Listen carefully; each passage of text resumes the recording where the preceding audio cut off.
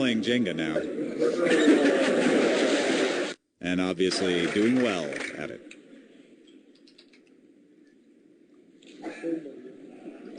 Yeah, Mac Rumors says the rotation of the 3D objects is unbelievably smooth.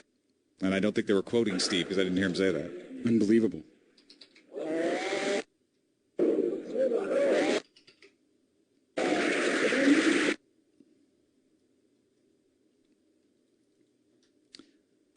Just crazy applause right now for the accelerometer and the. I think there's a lot of developers there thinking about what they can do with that. Yeah, that's pretty cool. Yeah, it's really cool.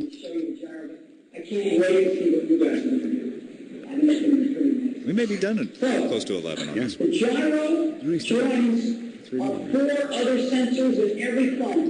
We now have the gyro, the accelerometer, the compass, proximity sensor, and the ambient light sensor. These phones are getting more and more intelligent about the world around them. It's very exciting, and I can't wait to see what you guys do with the gyro built into every iPhone.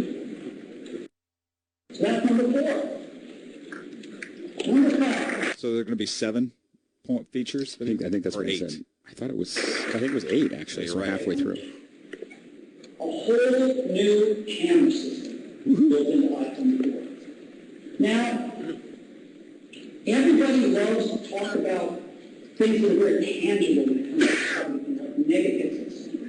But we tend to ask the question, how do we make better pictures? And they're different things. Megapixels are nice, but what cell phone cameras are really about is capturing photons. Because the cameras are so small, the sensors are so small, the lenses are so small, that it's all about capturing photons and low-light photography. So what we've done is we've gone from a 3 megapixel to a 5 megapixel sensor. But we're using something that has been shipping for a while in larger cameras, but it's fairly new to smartphones, and that is what's called a backside illuminated sensor. It's a way of getting a lot more photons from the sensor by getting some of the wiring and stuff out of the way. In addition to that, when most people increase their megapixels, they make those pixels smaller. When you make pixels smaller, they capture less photons. What we've done is we've gone from 3 to 5 megapixels, we've kept the pixels the same size, 1.75 microns. And so they don't capture less photons per pixel, and we have more pixels.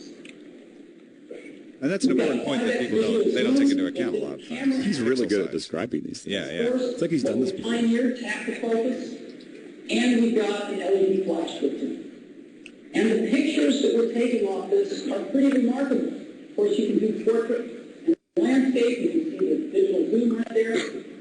And these are pictures that are taken right off the iPhone 4 and the touch them anywhere. Everybody thinks the pictures are pretty. So, Alex, what is a backside illuminated sensor? Do you know about those? I've never heard of that. I believe what it does is it reduces a lot of the errata that goes on with each pixel sensor site. Noise-wise? Yeah, you just get less noise. And they didn't squeeze a bunch of pixels on just to say it was 8 megapixels or 10 megapixels. Which is what everybody does. Yeah.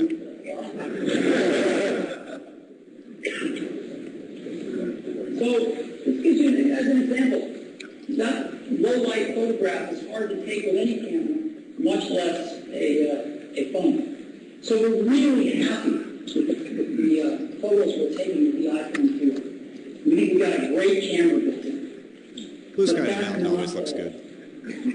Because the camera also records HD video. So I'm guessing 720p recording. Yeah, I couldn't tell if he said that. Oh, 720p at 30 frames per second. My blog had it before our audio. Now, we pioneered tap to focus.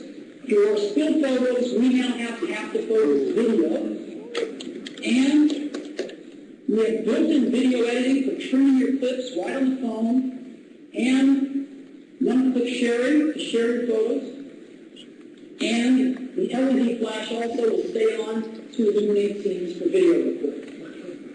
And so you can actually record HD video right on your phone, edit it right on your phone, and then with a few taps, email it, send it in an MMS, send it to Mother News, send it to YouTube. It's pretty remarkable. No, just But right. we're going even further than that. Because what we've done is we've written an application ourselves. Oh, man. Here it comes. Final cut for the iPhone? iMovie for the iPhone. iMovie, yeah, exactly. Oh, man. Brad, I'll tell you about this.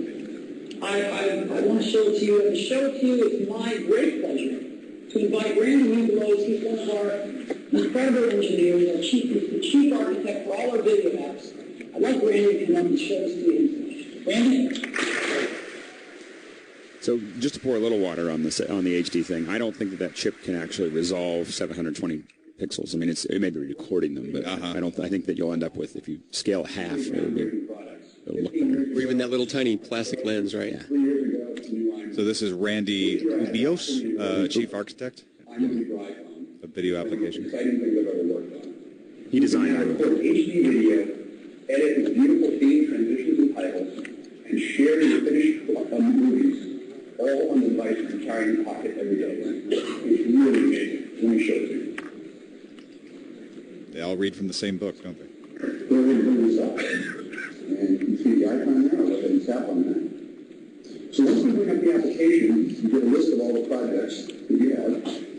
And I'm going to go ahead and just tap on this project. And now we get my editing environment. I can see the clips that I have edited in this project down here along the bottom. You go ahead and rotate the phone over, so you go to landscape. You see I got the same view here. And let's go ahead and do a little bit of editing on this. I can record directly into the timeline if I want, or I can choose from existing clips and photos that are on the device. You're going to video bin here, and I'll just scroll in. Just pick this clip, and put this in, and I can pinch and change the scale of the timeline down. Kind of hard to tell what's going on here. He's describing how the iMovie works. You can record directly into timeline, choose from clips and photos on the device, pinch changes scale of the timeline. It's something that's harder to follow if you can't see it, but he's basically showing off how iMovie on the iPhone works like iMovie does on the desktop. Except without a keyboard. Yeah. Yeah. And so this is a big deal. A nice picture here that's got the whole group. So go ahead and choose that. Now, once I've got it in here, I can tap on it, and photos automatically get Ken Burns effect on them. So I can go ahead and adjust that. I'll go back to the beginning, and I can pan around, I can zoom in, and you'll see that as we go from the beginning to the end, I'll get a nice Ken Burns effect on that. I can also use theme transitions. So I'm going to go ahead I'm so tired of the Ken this Burns. title, and I'm going to switch it from across dissolve to theme. There's nothing else to do with the photo, though. I mean, This nice theme transition that'll come across. if you get to a still, He's going to put a title on the first clip. I'll just double tap on it. I'll select title, and I'll choose an open title. I'll just go ahead and tap, and I'll give it a nice title here. I always wonder if does he get a back end on that? Our Right. California vacation. It's another reason why AT&T has One their thing you'll notice is that it data puts caps. San Francisco on there. The camera Publishing all records that video. geolocation. You can only imagine that AT&T saw what was going to happen on this, Yeah. and just said, Yeah, that was probably word for word what they said. like, yeah. I'll bring up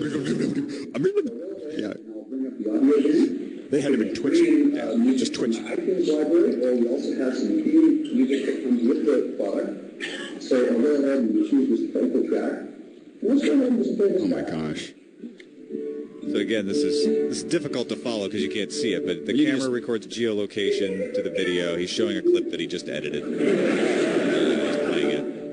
When you think of this for news gathering, as well as for family stuff, and it's pretty interesting. Yeah, and for a lot more news agencies are using Skype these days. So we haven't heard much about that, but the front-facing camera with Skype video, if that comes across, you could absolutely see that. Don't forget, folks, that our coverage of WWDC is brought to you by Slingbox. Slingbox allows you to watch your TV anywhere you are. Anything you've recorded, you just plug it into your internet and into your television, then you can watch the TV you get at home anywhere you go, on your iPhone, your iPod Touch, BlackBerry, laptop, and MacBook. Pre-recorded shows from your DVR, basically any of the shows you get on TV, check it out. Slingbox at a Best Buy near you or at slingbox.com/twit. And what I'm going to do now is I'm going to show you a version of this project that was exported out.